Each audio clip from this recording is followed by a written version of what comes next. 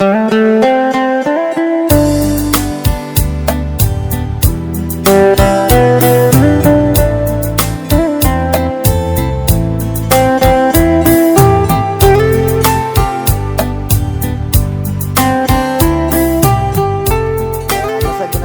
የምንገኘው ደጎል የትራፊክ መብራት ጋር ነው። እዚህ ጋር አብዛኛውን ጊዜ ግርታ የምትፈጥር ከቸርችል ተመቶ ወደ አድዋ ሙዚየም እና ወደ ሚኒሊክ አደባባይ መዞሪያ ላይ የተሰራች ቼቭሮን አለች እና እሱ ላይ የተወሰነች የግንዛቤ ማስጨበጫ ሀሳቦችን ለመስጠት ያክል ነው። በዋነኝነት ይሄ ሲሰራ ከዚህ ቀደም ታስተውሉ እንደነበረ ቀጥታ ከርብስቶኑን ነው አንድ ተሽከርካሪ ከቸርችል መቶ ወደ አድዋ ሙዚየም ብሎም ወደ ሚኒሊክ ለመዞር በሚሞክርበት ጊዜ ከርብስቶኑ ላይ ወጥቶ ተሽከርካሪዎችን ጉዳት እየደረሰባቸው አንድ ጎማ ላይ ተሰቅሎ ነበረ ይዞሩ የነበረው ወይም ደግሞ ራይተን ያረጉ የነበረው እና ይህንንም ለመቅረፍ በሚል የተሰራ ቼቭሮን አለ። ይሄ ቼቭሮን ሲሰራ ደግሞ ዲዛይን ተደርጎ ፖይንቶች ተለቅመው ታሳቢ መደረግ ያለባቸው ነጥቦች ታሳቢ ተደርገው ነው እና የተሰራው። ያም ማለት ምንድነው? አንድ ተሽከርካሪ ወደ ሚኒሊክ የሚዞር ከሆነና ወይም ደግሞ ወደ አድዋ ሙዚየም የሚዞር ከሆነ ያቺን የተሰራችውን ሌኗን መስመሯን ጠብቆ መዞር ይጠበቅበታል ማለት ነው። ለምን? ያንን ታሳቢ ያደረገ ወይም ደግሞ አንድ ተሽከርካሪ ሊዞር የሚችልበትን ራዲየስ ታሳቢ ያደረገ ቼቭሮን ነው የተሰራውና ያንን አክብሮ መንገድ ላይ የተቀመጠ ሕግ እንደመሆኑ መጠን ያንን አክብሮ እዛ ላይ ሳይወጣ ምን ማለት ነው ከርብስቶን ቢሆን ኖሮ ወይም ደግሞ ግንብ ቢሆን ኖሮ እዛ ላይ ተጋጭቶ ማንም ተሽከርካሪ እንደማይዞረው ሁሉ ይሄም ደግሞ ቼቭሮን በመሆኑ ቀለሙን ሕጉን ጠብቆና አክብሮ የመዞሪያ ራዲየሱን ተርኒንግ ራዲየሱን ጠብቆ መዞር ይኖርበታል ማለት ነው።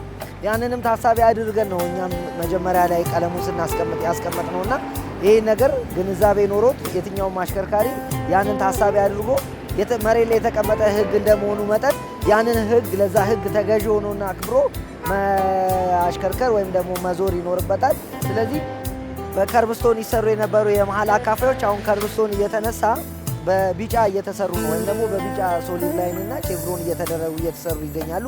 ያም የሌሊት እይታን በዋነኝነት ይጨምራል። ከርብስቶኑ ሲሆን ከዚህ ቀደም አይጨምርም ነበር ወይም ደግሞ አይታይም ነበር በሌሊት ጊዜ።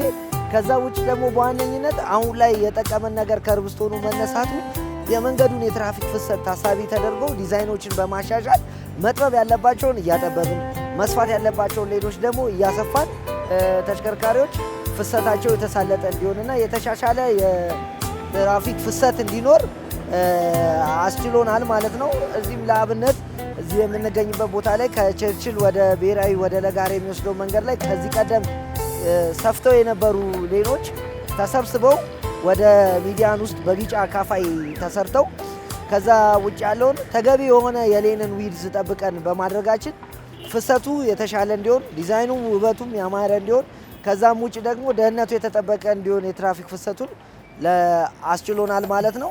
ስለዚህ የትኞቹም ቢጫ መስመሮች ሲሰመሩ ተሽከርካሪው ያንን ተገንዝቦ መሬት ላይ የተቀመጠ ሕግ መሆኑን አስተውሎ ለዛ ተገዥ ሆኖ መንቀሳቀስ እንዳለበት ያንንም ከተላለፈ ደግሞ ተጨማሪ የሆኑ ተያያዥ የሆኑ ቅጣቶች እንደሚኖሩ ታሳቢ አድርጎ ለዛ ሕግ ተገዥ እንዲሆን ለማሳሰብ እንደዚሁም ግንዛቤ ለመስጠት እወዳለሁ። አመሰግናለሁ። አድዋ ሙዚየም እና በአራዳ ህንፃ መካከል በሚገኘው አስፋልት ላይ ነው። ከዚህ ቀደም ይሄ መንገድ እንደምታስታውሱት መንገዱ ሲሰራ ከተገቢው በላይ ሌን ነበረው። ማለትም ወደ 5 ሌን ፕሮቫይድ ያደረግ ነበር ይሄ መንገድ። ነገር ግን ካስተዋላችሁት ከዛም ከደጎል ከመብራቱ የሚቀበለው 3 ሌን ነው የሚያወጣውም 3 ሌን ነው እና 2 ሌኖች እዚህ ጋር ያሉት ሌኖች አይድል ናቸው ወይም ደግሞ ዩዝለስ ናቸው ማለት ነው። ስለዚህ ተሽከርካሪው ተገቢውን ሌን ብቻ እንዲጠቀም ማድረግ ስለሚያስፈልግና ስለማስገደድም ስላለብን እዚህ ጋር በምታዩት መልኩ በቼቭሮን አድርገን በቢጫ ሶሊድ ላይ ዘግተነዋል ማለት ነው ይህንን መንገድ።